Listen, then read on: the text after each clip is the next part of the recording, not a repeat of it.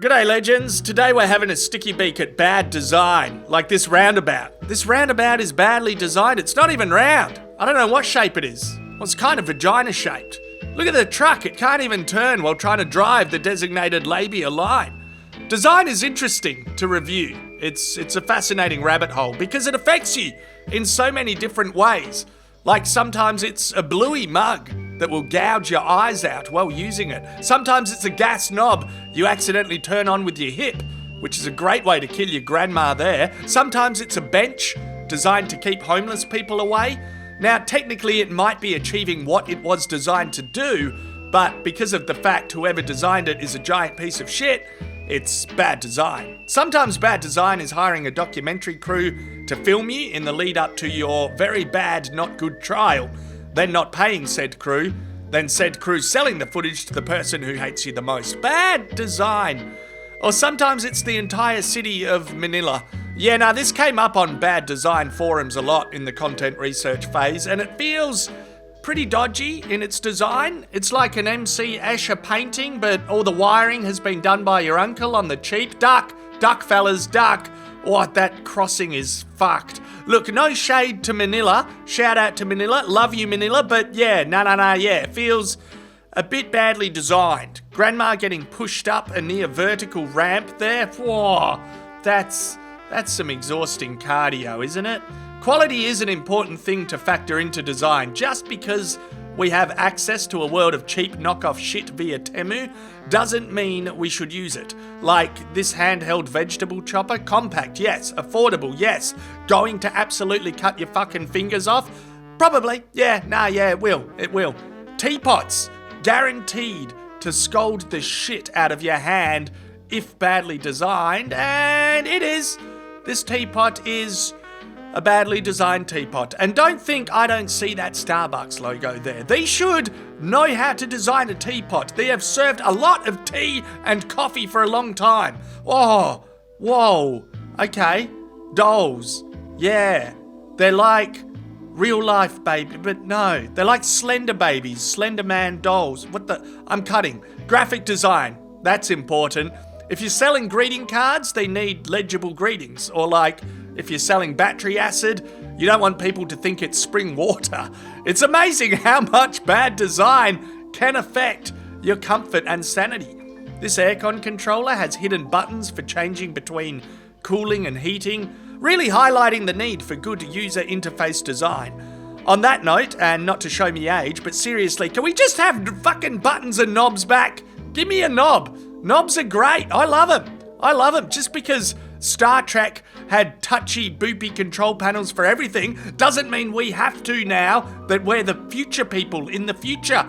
We don't need it. It's too fiddly. It's pissing me off watching it. Setting the timer feels completely inaccurate. The scrolling menu doesn't line up with the window. Come on. No. Ah, yes, a knob. Someone did a knob. Ha ha. Good on ya. Wait, it's not turning on. Bugger it. Bathrooms. They're places you really need to have good design. Where is this pipe going? No! Toilets.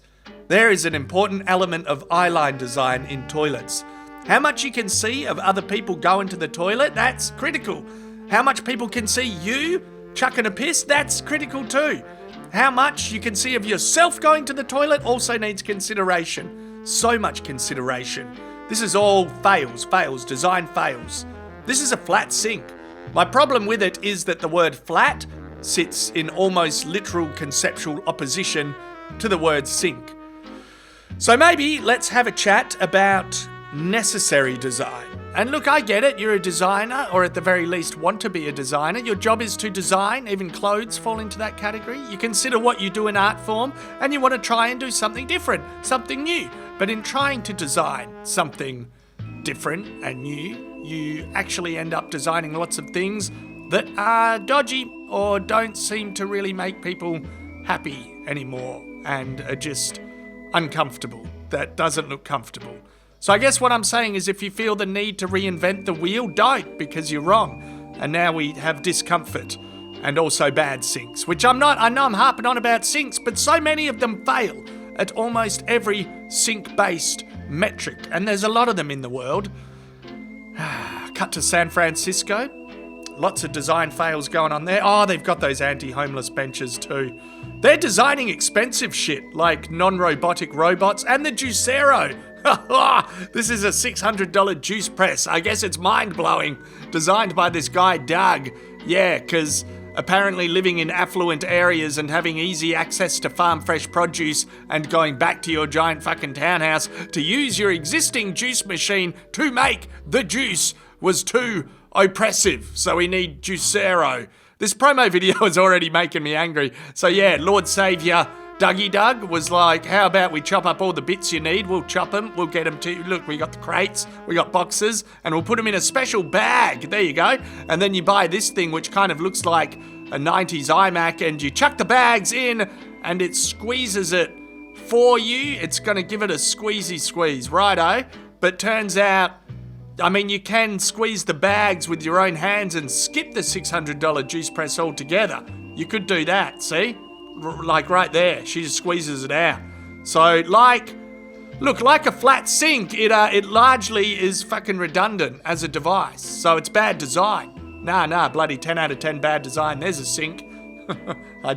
Yeah, there's the sink I was talking about.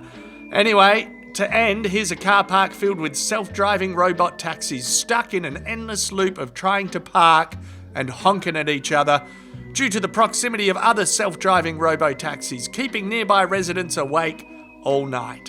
This could be 2 or 3 buses. You could just do 2 or 3 buses with that and fit that same amount of people. You know what I mean? No one asked for this technology. It makes more problems than it fixes.